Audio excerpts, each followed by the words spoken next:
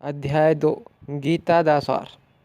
संजय ने किया दया दे नाल पारिया हुआ गाम नाल आंसू दी पारियां अखियां वाले अर्जुन नू देखकर मधुसूदन कृष्ण ने ये शब्द कहे। श्री भगवान ने किया, हे अर्जुन, तुम्हारे दिल में यह मैल आया कैंच? यह वो आदमी दे खातर जरा भी अच्छा नहीं है जो जीवन दे कीमत नू जानदा हो। इस नाल उच्चा लोक दी नहीं बल्कि निंदा दी प्राप्ति होंदी है। हे पिता पुत्र, इस हीन कायरता नू प्राप मत हो, यह तुम्हें शोभा नहीं देती है। शत्रुओं दे दमन करता दिल दी छोटी कमजोरी नू त्याग कर युद्ध के लिए खड़े हो। अर्जुन ने किया, हे शत्रुहंता, हे मधुसूदन, मैं युद्ध भूमि में किस तरह भीष्म तथा द्रोण जैंज पूजनीय व्यक्तियों ते उलट कर बाण चलासा। ਐਂਜੀ ਮਹਾਂਪੁਰਸ਼ਾਂ ਨੂੰ ਜੋ ਮੇਰੇ ਗੁਰੂ ਹਨ, ਉਹਨਾਂ ਨੂੰ ਮਾਰ ਕਰ ਜੀਣੇ ਦੀ ਜਗ੍ਹਾ ਇਸ ਸੰਸਾਰ ਵਿੱਚ ਭੀਖ ਮੰਗ ਕਰ ਖਾਣਾ ਅੱਛਾ ਵੇ। ਭਲੇ ਹੀ ਵह ਸੰਸਾਰਿਕ ਲਾਭ ਦੇ ਇੱਛੁਕ ਹੋਣ, ਕਿੰਤੂ ਇਹ ਹੈ ਤਾਂ ਗੁਰੂਜਨ ਹੀ। यदि ਉਹਨਾਂ ਦਾ ਵੱਧ ਆਉਂਦਾ ਹੈ ਤਾਂ ਸਾਡੇ ਦੁਆਰਾ ਭੋਗੇ ਹਰ ਇੱਕ ਚੀਜ਼ ਉਹਨਾਂ ਦੇ ਲਹੂ ਨਾਲ ਰੰਗੀ ਹੋਸੀ। ਅਸੀਂ यह भी नहीं जानया कि साढ़े खातिर के सबसे अच्छा वे उन्हां नू जीतना या उन्हां द्वारा जीते जाना। यदि असी धृतराष्ट्र दे पुत्रां दा खून कर दे तां असानू जिंदा रहने दी लोड़ नहीं है। आज भी यह युद्ध भूमि च साढ़े सामने खलोते होण और मैं अपनी कृपण दुर्बलता दे कारण अपना दायित्व भूल गया वां और सारा सबर खो चुकिया वां। ऐंजी दशा में मैं तुसानू पुछना पिया वां कि जो मेरे खातिर सबसे अच्छा हो उसनू पक्के रूप नाल बताए। और मैं तुसाडा शिष्य वां और तुसाडी शरण विच आया वां। कृपा मनु उपदेश देवो। मनु ऐंज कोई तरीका नहीं दिखता जो मेरी इंद्रियां नू सुखाने वाले इस गाम नू दूर कर सके।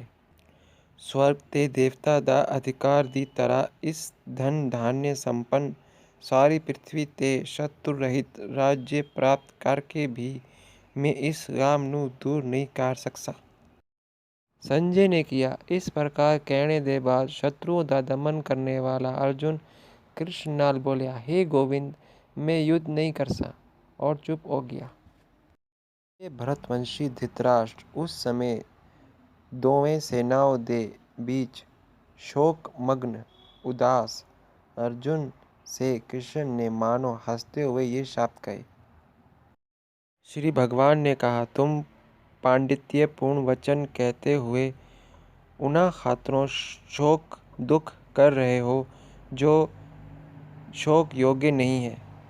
जो विद्वान जानकार होंदे हैं वो ना ता जीवित दे खातरों और ना ही मृत दे खातरों शोक करते हैं। इंज कदी नहीं होया कि मैं ना रहा हूँ या तुम ना रहे हो, अथवा ये सारे राजा ना रहे हो, और ना इंज है कि भविष्य असी लोग नहीं रहसी। जिस वंगुण शरीरधारी आत्मा इस वर्तमान शरीर बालावस्था व तरुणावस्था जवान दी अवस्था और वात वृद्ध अवस्था हमेशा आगे आउंदा रहंदा वे, उसी प्रकार मृत्यु होने ते आत्मा दूसरे शरीर चला जांदा वे। शांत व्यक्ति इंज बदलाव नाल मोह नू प्राप्त नहीं होंदा वे। हे कुंती पुत्र, सुख तथा दुख ता केवल थोड़े समय प्रकट होंदा है तथा समय दे दौरान उन्हां दा अखियां नाल ओझल हो जाना सर्दी तथा गर्मी दी ऋतुओं दे आने जाने दे समान है। हे भरतवंशी, वह इंद्रिय बोध नाल उत्पन्न होंदे हैं और मनुष्य नू चाहिए कि अविचल भाव नाल उन्हां नू सहन कर सिखे। हे पुरुष श्रेष्ठ अर्जुन, जो पुरुष सुख तथा दुख में अशांत नहीं होंदा और इन ਦੋਨੋਂ में बराबर रहंदा है वह पक्के रूप नाल मुक्ति योग्य है। आत्मज्ञानी ने यह परिणाम निकालिया वे कि असत अविद्यावान भौतिक शरीर दा कोई बहुत दिनों तक रहने वाला नहीं है, किंतु सत श्रेष्ठ आत्मा ज्यों दा त्यों रहंदा है। उन्होंने इन दोवां दी कुदरत दे अध्ययन पढ़ाई जरिए यह परिणाम निकालिया है। जो सारे शरीर च परिपूर्ण है उसनू ही तुम अविनाशी समझो। उस अक्षय आत्मा नू नष्ट करने च कोई भी योग्य नहीं है। अमर अपार तथा नित्य जीव देह भौतिक संसारिक शरीर दा समापन अनिवार्य जरूरी है। इसलिए हे भरतवंशी युद्ध करो। जो इस जीवात्मा नू मारने वाला समझता वे तथा जो इसे मरा हुआ समझता वे वह दोवें ही अज्ञानी हों, क्योंकि आत्मा ना ता मरदा वे और ना मारा जाता वे। आत्मा दे लिए किसी भी समय में ना ता जन्म है ना ता मृत्यु। वह ना ता कदी जन्मदा ना कदी जन्म लैंदा और ना कदी जन्म लैसी। वह अजन्मा हमेशा सदैव तथा प्राचीन है। शरीर दे मारे जाने पर भी वह मारा नहीं जाता। हे पार्थ, जो व्यक्ति यह जानता वे कि आत्मा अमर अजन्मा सदैव तथा नित्य है वह भला किसी नू कैंज मार सकदा वे या मरवा सकदा वे। जिस तरह मनुष्य पुराने कपड़े नू त्याग कर नए कपड़े पहनता है, उसी तरह आत्मा पुराने तथा बेकार दे शरीर नू त्याग कर नया शरीर धारण करता है। यह आत्मा ना ता कदी किसी हथियार द्वारा टुकड़े टुकड़े किया जा सकता है, न अग्नि आग द्वारा जलाया जा सकता है वे ना जल पानी द्वारा भिगोया जा सकता है या वायु हवा द्वारा सुखाया जा सकता है। यह आत्मा साबुत जो टूटता नहीं तथा जो घुल ना सके, इसे ना ता जलाया जा सकता वे ना ही सुखाया जा सकता वे। यह सदैव हर जगह अटल जिसे बदला ना जा सके, स्थायी हमेशा एक सा रहने वाला है। यह आत्मा अदृश्य जिसकी कल्पना नहीं की जा सकती तथा जिसका परिवर्तन ना हो कहा जा सकता है। यह जानकर तुम्हें शरीर दे लिए गम नहीं करना चाहिए, किंतु तुम यह सोचते हो कि आत्मा अथवा जीवन दा लक्षण हमेशा जन्म लैंदा तथा हमेशा मरदा वे, ता भी यह महाबाहु बलवान तुसाडे गम करने दा कोई कारण नहीं है। जिसने जन्म लिता है उसकी मृत्यु पक्की है और मृत्यु दे बाद पुनर्जन्म वापसी भी पक्की है। इसलिए अपने जिससे बचा ना सके जिम्मेदारी दा निर्वाह करने में तुम्हें गम नहीं करना चाहिए। सारे जीव शुरू में अदृश्य रहंदे होन, बीच अवस्था च दिखाई देंदे होन और नष्ट होने ते पुनः दोबारा अदृश्य हो जाते होन।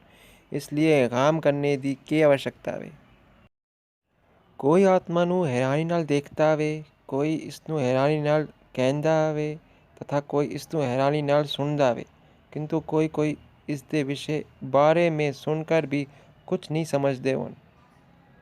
हे भरतवंशी, शरीर च रहने वाले देही दा कदी भी वध नहीं किया जा सकता।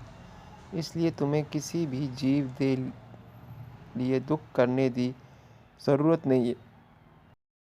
क्षत्रिय योद्धा होने के नाते अपने विशिष्ट श्रेष्ठ धर्म का विचार करते हुए तुम्हें जानना चाहिए कि धर्म के लिए युद्ध करने नाल बढ़कर तुसाडे खातिर और कोई कार्य नहीं है। इसलिए तुसानू संकोच हिचक करने की कोई आवश्यकता नहीं है। हे पार्थ, क्षत्रिय सुखी है जिन्होंने इंज युद्ध के अवसर अपने आप मिल जाते होन, जिस नाल उन्हां दे खातिर स्वर्ग लोक दे द्वार खुल जाते होन। किंतु यदि तुम युद्ध करने दे अपने धर्म नू पूरा नहीं करते तो तुम्हें पक्के रूप नाल अपनी जिम्मेदारी दा अपमान करने दा पाप लगसी और तुम योद्धा दे रूप दे नाल अपना यश खो देसो। लोग हमेशा तुम्हारे मनहानि दा बयान करसन और आदरणीय व्यक्ति दे खातिर मानहानि दा मृत्यु से भी बढ़कर है। जिन महान योद्धाओं ने तुम्हारे नाम दा यश प्रशंसा नू इज्जत दिती है, वह सोचसन कि तुमने डर दे मारे युद्ध भूमि छोड़ दी है और इस तरह वह तुम्हें तुच्छ महत्वहीन मनसन। तुम्हारे शत्रु बहुत तरह दे कड़वे शब्दों नाल तुम्हारा वर्णन बयान करसन और तुम्हारी सामर्थ्य पराक्रम दा हंसी करेंगे। तुम्हारे खातिर इससे दुखदाई और के हो सकदा है। हे कुंती पुत्र, तुम यदि युद्ध विच मारे जासे ता स्वर्ग प्राप्त करसे, या यदि तुम जीत जासे ता पृथ्वी दा साम्राज्य राज्य दा भोग करसे। इसलिए पक्के संकल्प करके खड़े हो और युद्ध करो। तुम सुख या दुख, हानि या लाभ, विजय या पराजय दा विचार किए बिना युद्ध दे खातरों युद्ध करो। इंज करने च तुम्हें कोई पाप ना लगसी। इथे मैंने वैश्लेषिक अध्ययन, सांख्य ज्ञात होने वाला अध्ययन द्वारा इस ज्ञान दा बयान किया है। अब बिना कामना के किए जाने वाला कर्म निष्काम भाव नाल कर्म करना बता रहा हूँ, उसनु सुनो।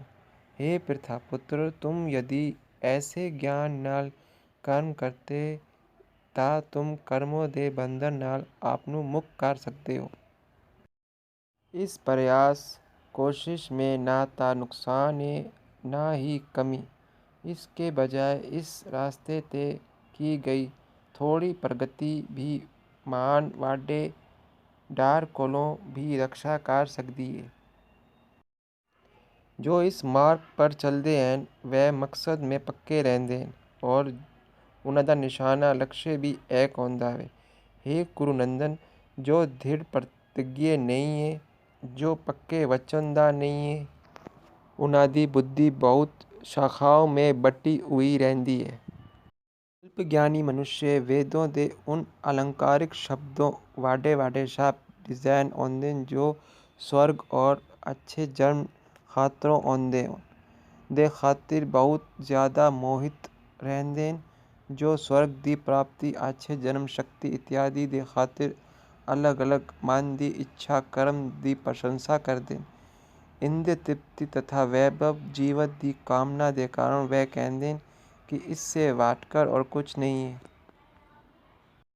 जो लोग इंद्रिय भोग तथा सांसारिक वैभव दे प्रति बहुत ज़्यादा मोहित होंदे हैं, ऐंजी वस्तुओं दे मोहग्रस्त बेसुध हो जांदे, उन्हां दे मनै च भगवान दे खातरों भक्ति दा पक्का स्थिर नहीं होंदा वे। वेदां च खास तौर नाल प्रकृति दे तीनों गुणां दा वर्णन बयान होया है। हे अर्जुन, इन तीनों गुणां नाल उत्ते उठो। सारे फर्क मेरा तेरा, मान सम्मान, सुख दुख, लाभ हानि आदि और लाभ तथा गुस्सा दी सारी चिंताओं से मुक्त होकर आत्म परायण अति आसक्त बनो। एक छोटे जिया कूप गहरा कुआ दा सारा काम एक वाडे जलाशय तालाब नाल तुरंत पूरा हो जांदा है। इसी तरह वेदों दे अंदर मतलब जानने वाले नू उन्हां दे सारे मकसद सिद्ध हो जाते हैं। तुम्हें अपना कर्म कर्तव्य करने दा अधिकार है, किंतु कर्म दे फलों दा तुम अधिकारी है। तुम ना ता कदी अपने आपनू अपने कर्म दे फलों दा कारण मानो, ना ही कर्म ना करने में कदी आसक्त मोहित हो। हे अर्जुन, जय अथवा पराजय दी सारी लगाव त्याग कर समान सोच नाल अपना कर्म करो। इंजी बराबरी योग कहलांदी है। हे धनंजय, भक्ति दे द्वारा सारे ਗਰਹਿਤ ਜਿਸकी ਨਿੰਦਾ ਕੀ ਜਾਏ, ਕਰਮੋਂ ਨਾਲ ਦੂਰ ਰਹੋ ਔਰ ਉसी भाव ਨਾਲ ਭਗਵਾਨ ਦੀ ਸ਼ਰਨ ਗ੍ਰਹਿਣ ਕਰੋ।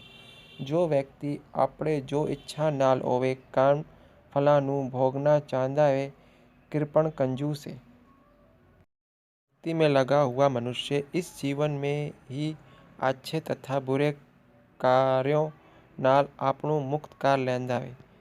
इसलिए योग दे खातरों कोशिश करो, सारा कार्य कौशल यही है। इस तरह भगवत भक्ति में लगे रहकर वाडे वाडे ऋषि मुनि अथवा भक्तगण अपने आपनों इस भौतिक संसारिक संसार में काम दे फलों नाल मुक्त कर लैंदे न। इस तरह वह जन्म मृत्यु के चक्कर नाल छुट जाते और भगवान दे पास जाकर उस अवस्था ਨੂੰ प्राप्त करते हैं जो सारे दुखों नाल दूर है। जदों तुम्हारी बुद्धि मोह रूपी घने जंगल ਨੂੰ पार कर जासी ता तुम सुनने हुए तथा सुनने योग्य शब्द दे प्रति साथ जिन्हां दा जी ना लगदा वे, किसी चीज़ नाल जी ना लगदा वे हो जासो।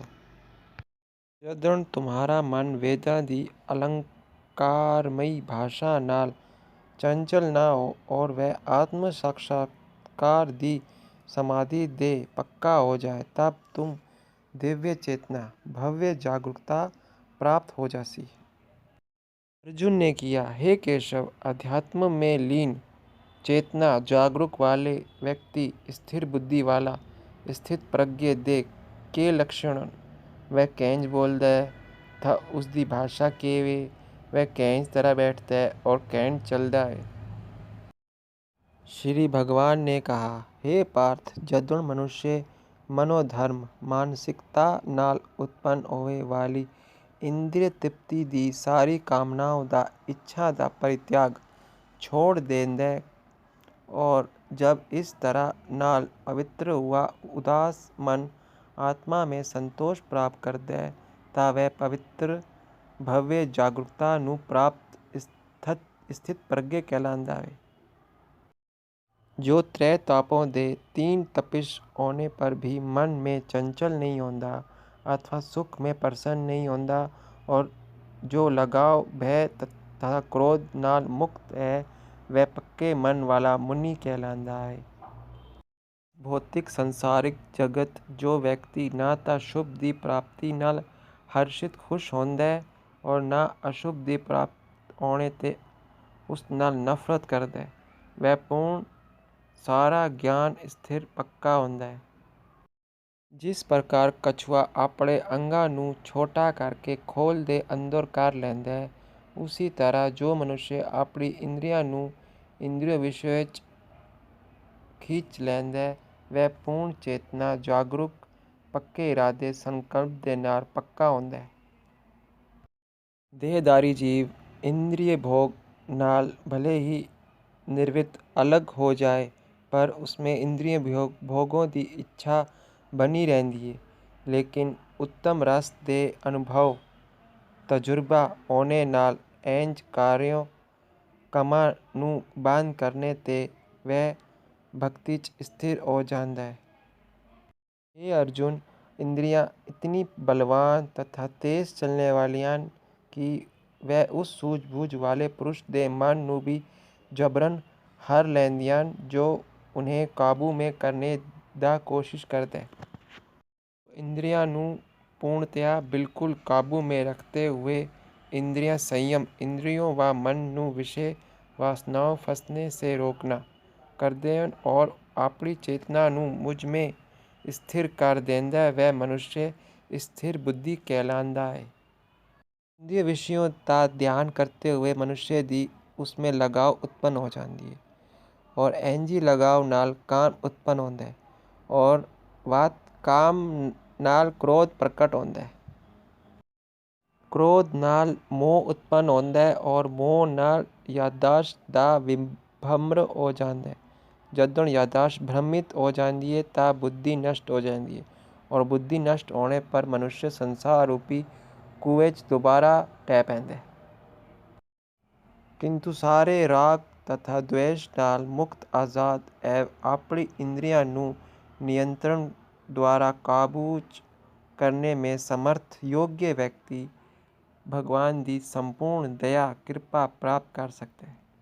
इस प्रकार नाल कृष्ण भावनामृत संतुष्ट व्यक्ति दे खातरों संसार दे तीनों ताप नष्ट हो जाते हैं और इंजी संतुष्ट चेतना होने ते अच्छी बुद्धि तुरंत ही स्थिर हो जाती है। जो कृष्ण भावनामृत में परमेश्वर नाल एकजुट नहीं है उस दी ना तो बुद्धि दिव्य होंदी है और ना ही मन स्थिर होंदा है, जिस दे बिना शांति दी कोई संभावना नहीं है। शांति दे बिना सुख हो भी कह सकता है। जिस प्रकार पानी च तैरती नाव नू तेज वायु दूर बहा ले जाती है, उसी प्रकार विचारशील इंद्रियां में से कोई एक जिस ते मन निरंतर लगातार लगा रहता है मनुष्य की बुद्धि नू हार लैंदी है। अतः ये महाबाहु जिस पुरुष दी इंद्रियां अपने अपने विषयों नाल सब प्रकार नाल विमुख जिसका दिल लग्या नोवे होकर उसके काबू में है, उसी दी बुद्धि बिना संदेह बेशक स्थिर है, अचल है। जो सब जीवों दे खातिर रात्रि है वह आत्म संयमी अपने मन में नियंत्रण रखने वाले दे जागने दा समय है, और जो सारे जीवों दे जागने दा समय है वह आत्मनिरीक्षण स्वयं जांच करना मुनि के लिए रात्रि है। तो पुरुष समुद्र में लगातार प्रवेश करती रहने वाली नदियां दे समान इच्छाओं में लगातार प्रवाह नाल विचलित चंचल नहीं होता और जो हमेशा स्थिर रहता है वही शांति प्राप्त कर सकते हैं। वह नहीं जो इंजी इच्छाओं नू संतुष्ट करने दी चेष्टा कोशिश करता रहता है। इस व्यक्ति ने इंद्रिय तृप्ति दी सारी इच्छाएं दा परित्याग कर दिया है और जो इच्छा नाल रहित है और जिसने सारी ममता त्याग दी है तथा अहंकार नाल रहित खाली है, वह असली शांति नू प्राप्त कर सकता है। यह आध्यात्मिक तथा ईश्वरीय जीवन दा रास्ता है जिसे प्राप्त करके मनुष्य मोहित नहीं होता। यदि जीवन अंतिम समय में भी इस तरह स्थित होंदा ता वह भगवत धाम में प्रवेश कर सकता है।